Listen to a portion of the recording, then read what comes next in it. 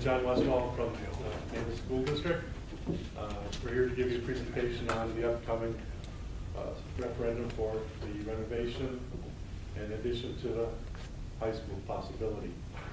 This was what you're going to see tonight is the result of 2 years of study from Facility Study Committee, which was represented by administration, staff, a couple school board members, and community members.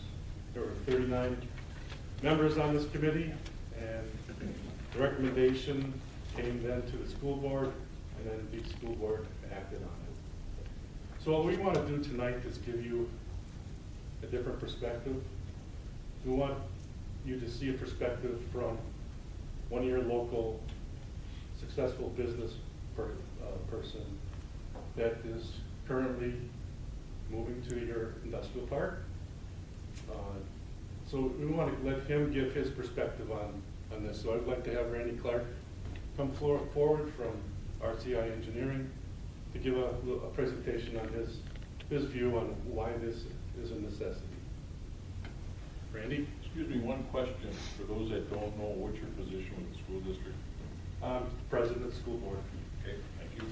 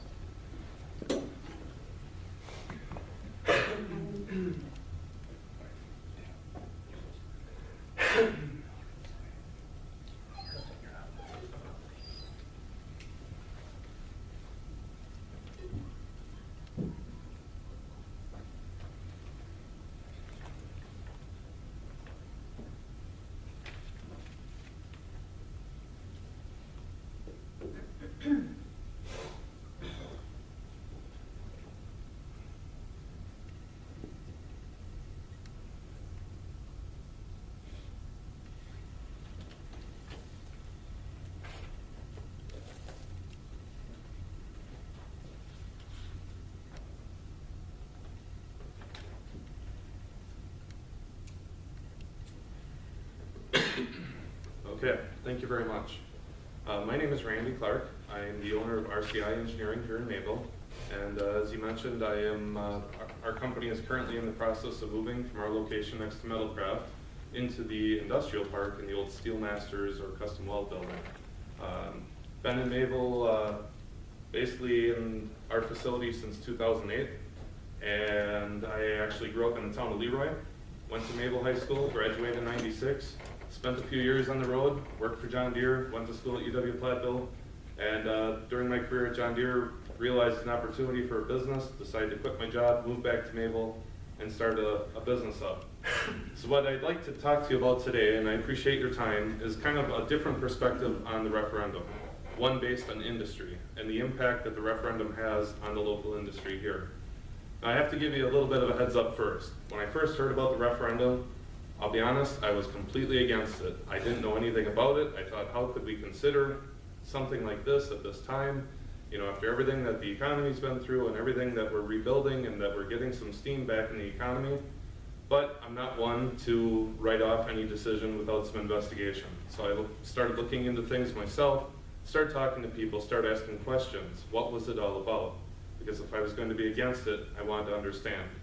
And I learned quite a bit. I learned about the impacts that it would have on the industry. I learned about the impacts on agriculture, which is a big part of our industry. And I started to realize that there's a lot more thought put into this than what I had previously thought. So my objective tonight is not to tell anybody how to vote. I don't want to come across as being like that.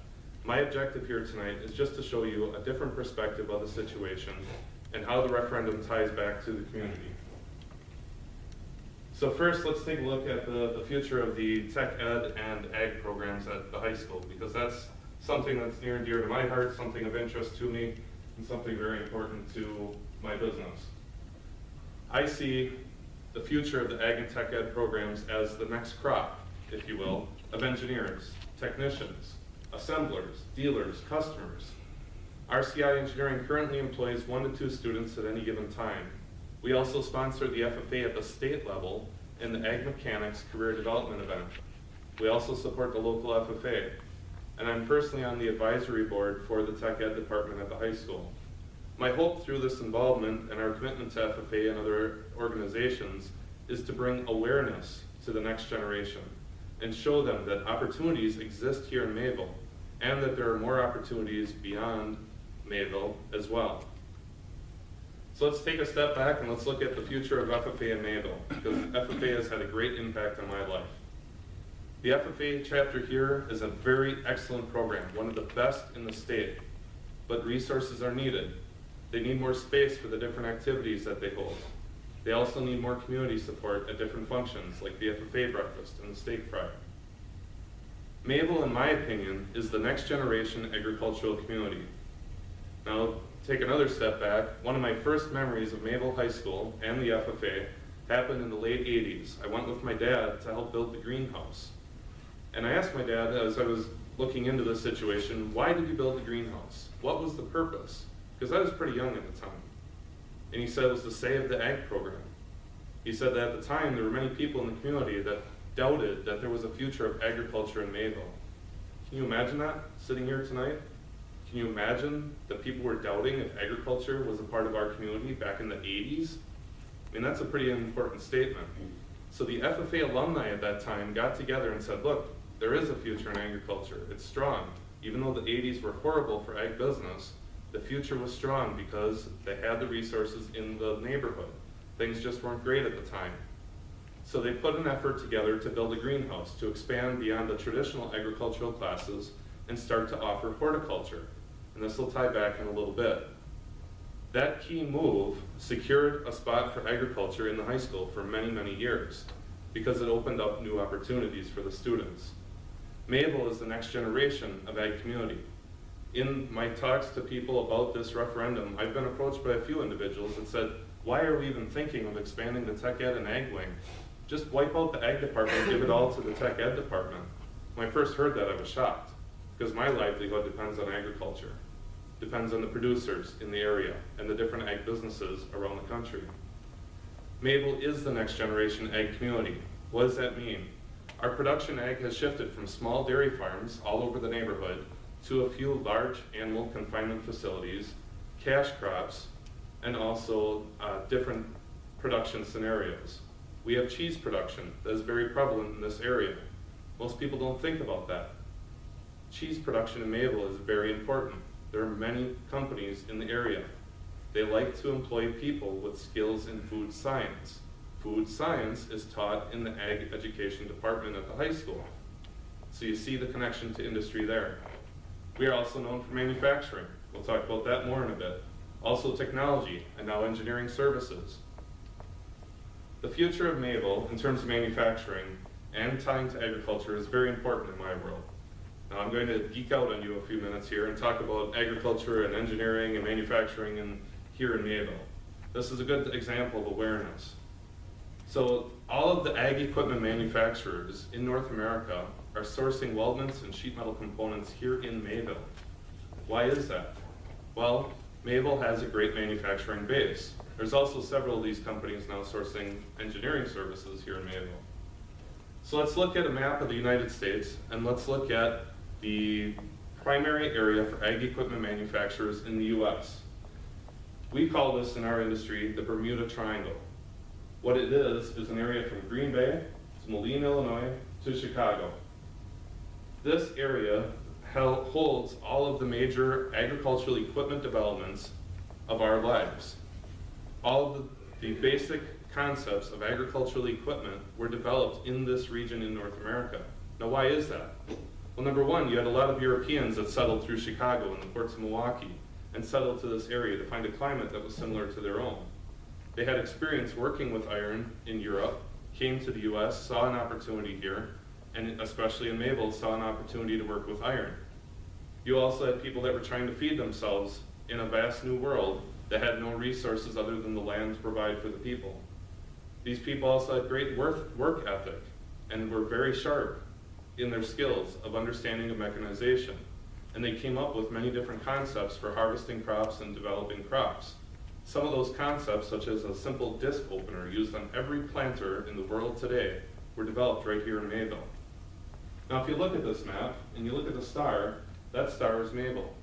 We're at the apex of that Bermuda Triangle. So for me, Mayville is at the epicenter of the ag equipment world. Now if we look at the equipment side of the business, there's a lot of opportunities for Mayville in the ag industry. I believe we can grow in production, meaning we can source more components for these manufacturers here in Mayville. We can source more products like we build at RCI for the industry. We can also grow in our product offering. I have dreams of big machines that I hope to build someday, that I want to expand and I want to grow and I want to build this equipment to fulfill these dreams. We also have regional advantages that you don't see in other parts of the country. We have access to steel. We're not on a direct highway system, but we're close enough to tie into a major interstate network, hauling steel from Indiana, Chicago area, from the East Coast and bringing it up into this area. We also have a great knowledge of how to work with steel, how to work with iron, how to develop equipment. This is passed on generation to generation and enhanced through the school system. We also have a skill set that's second to none in the country. Our ancestors have worked with steel since the early days when the first iron smelter was here in Mayville. And we have an incredible work ethic, which is handed down by generations of immigrants that have come to this area. But I stand here today to tell you we are limited by workforce. This is our limit to the industry in this town. There are many possibilities for the future though. Look at the STEM program, the science, technology, engineering, and math. Basically the tech ed, if you will. It's growing, it's working very well, it's running efficiently, but they need more space. I've had the opportunity as part of the advisory board to go through the department to look at the resources that they have. They've got an awesome CAD lab in there for teaching students SolidWorks. Can't tell you how much that made me happy to see that. SolidWorks is the basis for all of the engineering work that we do at RCI. That was made possible from a grant through the Bachubers to buy the software and some help to build the computer lab. But when students are in that computer lab, the chairs are back to back. It's very tight. It's very hard to learn when you're back to back with other people. I can tell you that it's very hard to be productive in life when you're very tight in close corners with other people too, as we've gone through some growing pains over the years, growing RCI. You always need more space, more work area. Ag education has full classes but needs more space. Horticulture, food science, ag mechanics are sharing some common spaces. They're all important for the future of the industry in Mayville. One example I'll share with you is that food science class that I talked about before. That food science class literally works in the sawdust and the shadows of the construction class in the same shop. The teachers are great, they're getting the job done. But in my opinion, food science should have its own dedicated area where you're not changing out food science equipment to tear down a Briggs & Stratton engine or to build a construction project in the same space. It would help for the quality of education for that program. So let's take a step back and look at career aspirations. As part of my work with the advisory board for the Tech Ed program, I've had access to some information provided by the department in terms of what they have found students want to do after they graduate from high school. So this was done about a year ago, and if you look at 9th through 12th graders and what they want to do in life, two key numbers that I want to show you here. 33% said they wanted to go into engineering. 7% said they wanted to go into manufacturing. There's also a good portion that don't know and that want to go into the military, but the two key items are engineering at 1/3, manufacturing at 7%.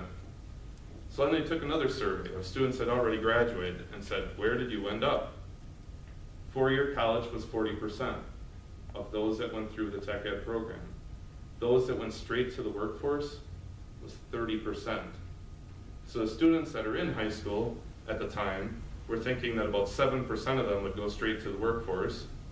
And what actually is happening is that about 1/3 of the students are going straight to the workforce. So let's look at some of the things that they've done well, some of the things that are working for them. They have a youth apprenticeship program.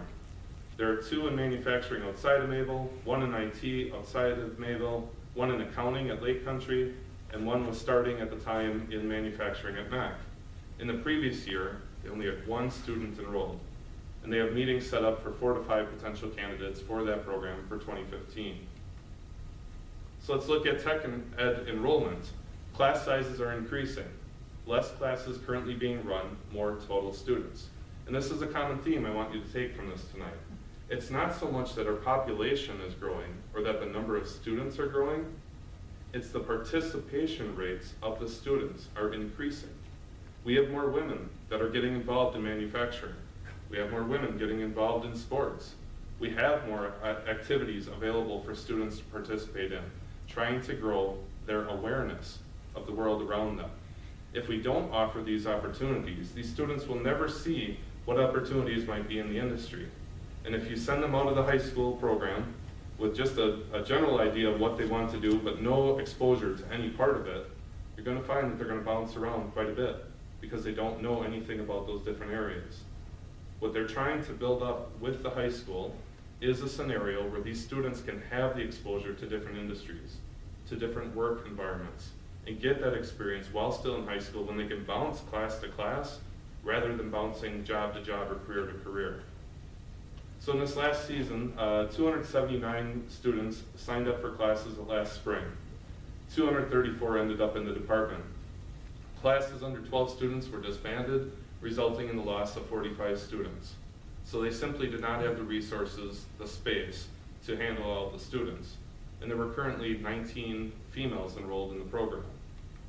So if we look at a chart through the years from 2010 to 11, 12, 12, 13, 13, 14, 14, 15, yes, there was a dip from 11, 12 to 12, 13 by 2 students, but it's been steadily increasing each year. Now there was a change of some personnel in this time frame, and we have an excellent person that's been working with the tech ed department, very motivated, very well-planned individual in terms of what he's trying to do with the program. And if you think about that, it's at 234. It was actually at 279, so it's a significant jump. So the message there is that these educators are doing great things with limited resources, and we're blessed to have them. No doubt about it. My fear is that if we don't help to grow the areas that they work in and improve their work environment, that they may find attractive employment in other areas. And then we have to find people that are willing to come to our facility to replace them. So it's a critical time for Mabel. We have a referendum on April 7th.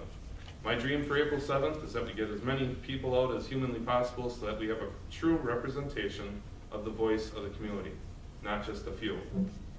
What is the importance of the referendum to education? Number 1, from my side, provisions for expanding the ag and tech ed area. There are plans to move the music department to a new area that meets their needs. This move creates the space needed for ag and tech ed. Other departments need the resources too. The choir and band also help to develop skills needed. Focus, training, appreciation for the arts.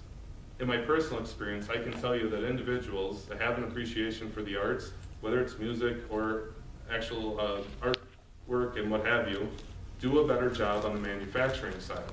Number 1, because they tend to visualize things better. Number 2, because they care about the appearance of things that they are working with a bit more. I can tell you a welder out on the production floor that has an appreciation for the arts compared to one that does not. You put them side by side and put them on the exact same weldment, I can tell you, if you have 2 that are very different in their appreciation for the arts, I can tell you which is which. Because it makes a definite difference in how they appreciate the things that they're doing and the quality of work that they leave behind. Because any welder will tell you that the work that they're doing is a work of art. It is a skill. It is their livelihood. It is what they care about. And I can tell you that difference. The results for ag and tech ed is that there would be rooms that food science is not in the shop with the engines and the construction. There would be room for focused instruction, a better learning environment to allow our high quality educators to do a better job. A new computer lab would also be included for training on solid modeling, the SolidWorks, basically expanding what's already been started. Now I want to tie back to the greenhouse I talked about in the very beginning. One of the provisions of the referendum is a head house. Head house is huge. I was so happy when I saw this, I couldn't believe it. So I know that someone's put a lot of thought into this. Why do we need a head house? Well, number 1, that greenhouse is built on as an addition to the primary structure. There is no entrance into that greenhouse except to leave the facility and go in. What's wrong with that? Safety.